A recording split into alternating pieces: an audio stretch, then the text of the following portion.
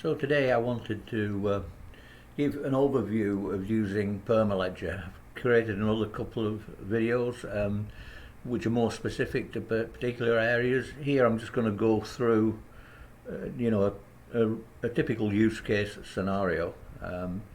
So I'm not going to spend a great deal of time on any particular area or aspect. This is the dashboard, and it's what you see when you first log into Perma-ledger. And this example is Eugene Perma-ledger, because I do intend to make this available to other locations who may be interested. So the purpose of Perma-ledger is to track anything that's got anything to do with farming. In our case in particular, growing food, and farming to us can be anything from a window box to a 1,000 acres or even more. I mean, it's just the aspect of using land and dirt to support the production of food, and that obviously can be via plants or animals. We have chickens, for what it's worth here, and but we only consume their eggs, and obviously the compost they give us. Anyway, back to what I wanted to show today, which is, as I said, Perma-ledger. This is the dashboard. When you log in, you can see it says what today's date is. Also, there's a list of items that I've entered, or we've entered in the calendar as being needed to be planted now, and you can see that from June 20th we're going to seed beet, and then so on and so forth.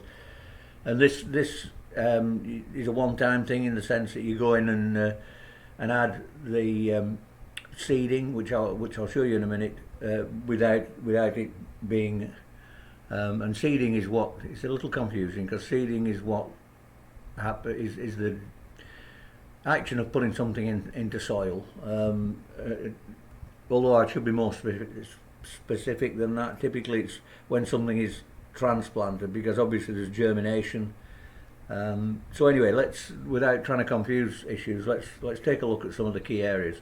So speaking of key areas, let's have a look at areas. Areas are, as we'll see, are a list of all the areas, all the places in and around Eugene where we have things growing.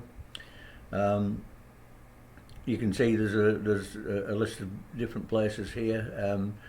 Where I'm located is actually this one, which is Golden Urban Permaculture Institute.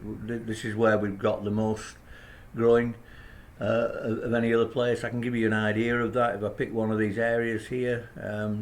So let's have a look here. We've got this bed here. So this is each bed outside has a sign on it with with the bed number. In this case, it's bed 48 or 048, and you can see what we've planted in there is shown. And if we dig into one of these Beet, Golden, Grex, we get details on the actual plant itself, how long it takes to, anything we've observed or anything we found out about it.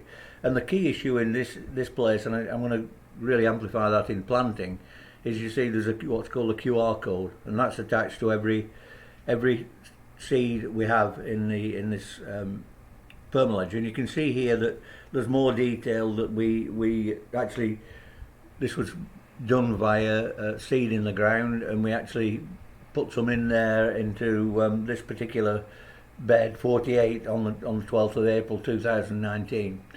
But this part I'm showing you here is really more related to areas, but you can tell that you can drill into an area and you can see what's going on in there, if anything. What I want to get to next is the asset tab, and then plantings. This is a really important one, probably the key, one of the key areas in the whole application. So in this case, we've got a list of all the seeds and starts we've had through here in alphabetical order. As you can see, as I mentioned a minute ago, they've all got QR codes, and that's a really important aspect, because with the QR codes, what we can do, if we've got a QR code reader on our phone, we can scan that code and it will take us to the entry in Perma-ledger where that particular item is. So let's say we were giving out or trading seeds. On the seed packet would be that QR code, and by scanning that code you could then go into Perma-ledger and find out pretty much everything about that particular item. You know, where it's been planted, when it was planted, any observations, any notes that we make on how well it grew or how well it didn't, and so on and so forth. This is quite a long list. I think it's about 370 entries in total. But what we can do, we can look for things by filtering. So there's different drop downs here, as you can see. What I actually want to do is to search by the name of the crop. So I'm going to look for a tomato. So I just put tomato in there, and then apply, and then down below I'll get a list of all the tomatoes that we've either planted or we've got seeds for, and it's quite a list. I think I figured out we had 26 different kinds of tomatoes. Let me look at that. Yeah, 26. So this is all the tomatoes that we've either planted or we have seed for. So let's pick one that I know we've planted. Let's pick this one, and this is part of a very special collection of seeds that we're helping with this year. It's called the Roughwood seed collection, and this is one of their tomatoes, which is a golden plum tomato. They sent us 2. So whatever information I've been able to find, it's really, I have to tell you, it's difficult to find information on the Roughwood seeds because they're very rare. You won't find them in many places at all. So we were selected by Roughwood to grow for them, and we're growing obviously these different crops, and our responsibility is to send back the seed that we get from them. So once again, this is as I said, the Roughwood golden plum tomato. We've planted some in various places. This is the QR code for it. So if that was on a seed packet and you scanned it, it would bring you right to this particular listing. And the thing about Perma-ledger is it's based on something called FarmOS, which is open source. Anybody can download it and use it. And it's brilliant for QR codes because everything is a web application, and everything in here has a unique URL. So each QR code is unique.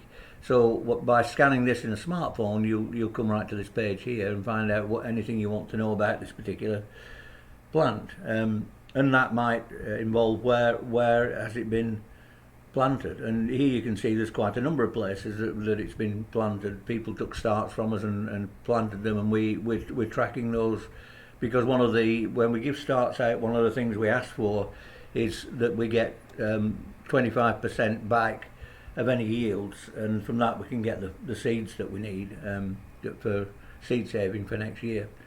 There's 2 different aspects here. One is planting and the other is transplanting, and we can track both. Once again, we've got a listing of where things went to, and this is really not for anything else other than us being able to track how well things have done. So that's that. As I said, I don't want to dwell on any of these too much, but if you want to look around Perma-ledger, one of the great areas to look at is plantings, which is where we are. The next thing I want to show you, which you can see, I'll just click this drop down. There's lots of different things we can track here, as you can see from the drop down. What I want to look at next is what's called in FarmOS, which is Perma-ledger, is seedings, and this is where we put things into the ground, typically into the soil.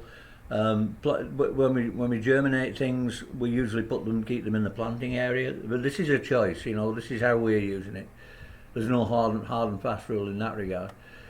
So we go into seedings. What this will show is everything that's meant to be done, over time. And you'll see that there's some here. This is in reverse order of the oldest being the top of the list. So this is, as you can see, October 2019. We're going to seed some elderberries and so on and so forth. That's when we go to. I'll just go back here for a minute. When we go to the dashboard, that's why these show up, because we've already put them into the seedings logs for the future. And this is just for 2019 so far. What I can do here is do another filter, which is, and this time I think I'm going to use one of the drop downs here. Let's have a look. Yeah, so you see there's lots of different things you can sort by here or filter by. What I'm looking for here is I want to know what we have actually planted. That's what done signifies, because when we plant something, we checker box that says done. So I'm going to look at all the seedings that we put in the ground by looking for those that are done, and so you can see here. So this is a seeding log, and you can see here how all these everything that we've done in terms of planting and so on, in terms of putting things in the ground, they're all here. And sometimes it's multiple locations, like these Barlotto beans. These are in various different beds and so on. So you can have multiple for one particular plant, edible, you can have multiple different locations for it, and these all come into this area here, which is it's classed as movement 2, which is when you take something that's maybe germinating and put it into the ground. Okay, well, that really is what I wanted to go through today. These are the 2 core aspects of Perma-ledger.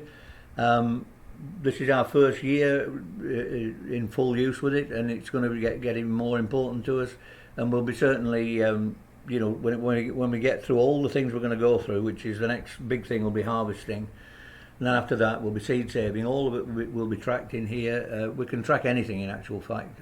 Just showing you again, if I just show you this logs drop down, you can see the sort of things we can track in Perma-ledger. So we feel it's a really important